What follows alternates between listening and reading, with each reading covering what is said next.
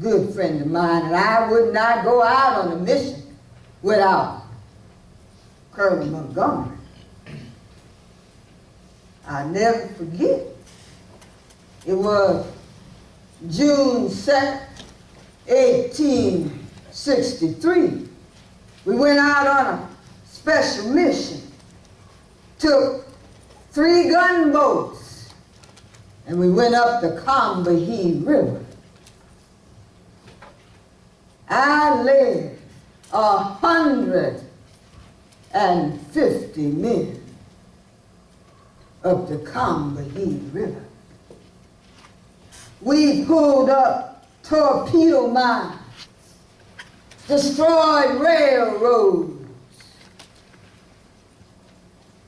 bridges, and cotton plantations. And we saved 756 slaves. You hear me? 756 slaves. Destroyed all those plantations.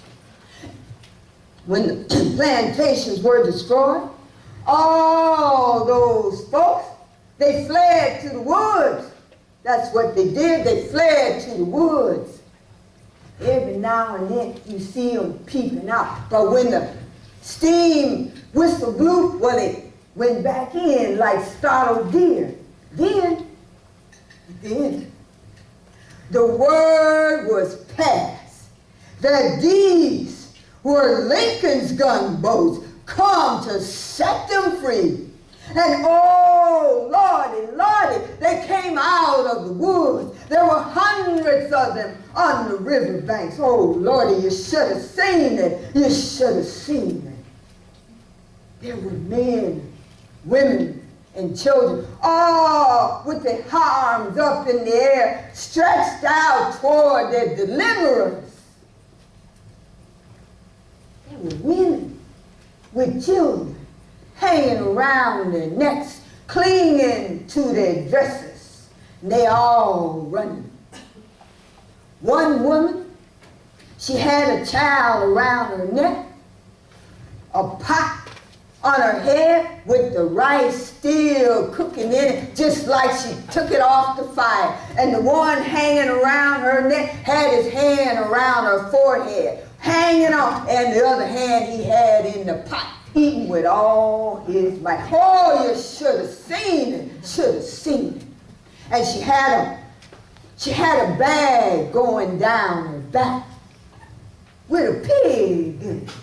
And then there was another woman.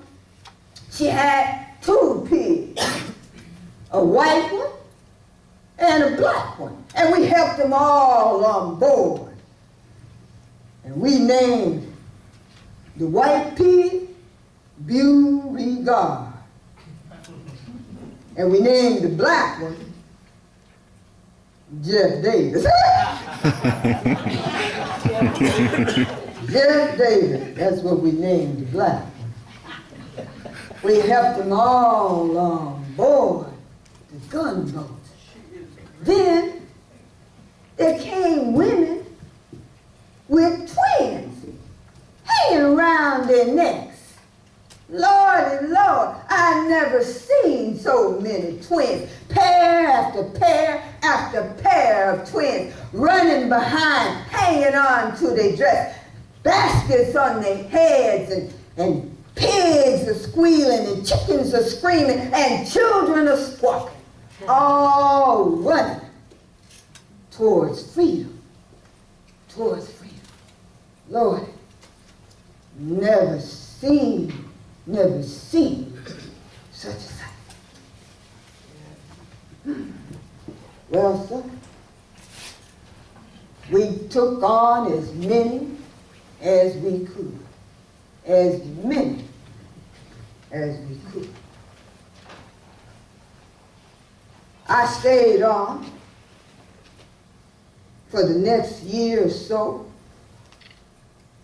I did spying, scouting, guerrilla activities. I even saw that fateful day out there on the beach at Fort Wagner. I saw that. Then I was called back to Washington, D.C., and I worked at a hospital there, taking care of soldiers, the Sanitary Commission Hospital, and I stayed there until the end of the war. Then I went back to my home in Auburn, New York. You see, I have my parents there. They're almost 100 years old. Yes, they are. 100 years old. And I take care of them. And whatever money I earn, I send south to the freedmen schools. I help whoever I can. Now, there was one soldier who was on that raid, the Combahee River raid. Well, he showed up in Auburn, New York, at my house. Davis was his name. 20 years my junior. Well, I married him. March 19, 1869. Now, my friends weren't too enthused about that, but I married him, and I takes care of him having consumption and all. Oh, I stayed busy. Oh, I stayed busy. Now I'm involved in, you know, the suffrage movement. You see, right down the road a piece is Seneca Falls, only about 12 miles from my house. And every now and then I go to a meeting, and the good women ask me to address them, and I do. I come up and I talk and speak. Well, you know, at one of those meetings, a woman came up to me and asked a question. And did you think women really should have the right to vote?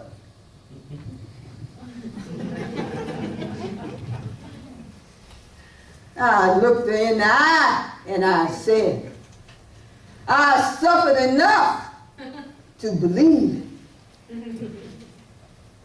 Well, sir, in closing, I'll say this. Suffering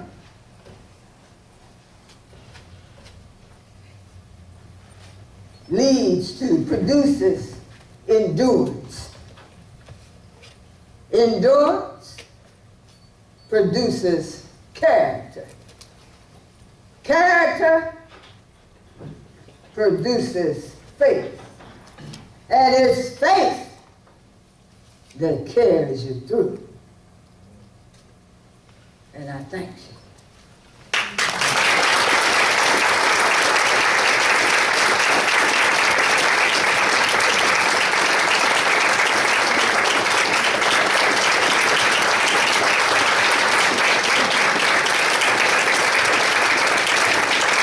Folks, returning to the 21st century, I give you Gwendolyn Quezaire-Presutti.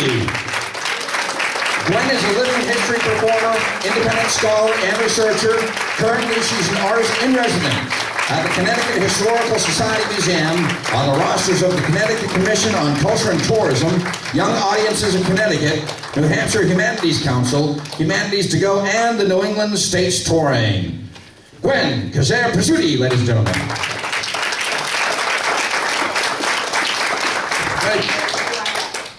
Just a couple more, sure. Okay.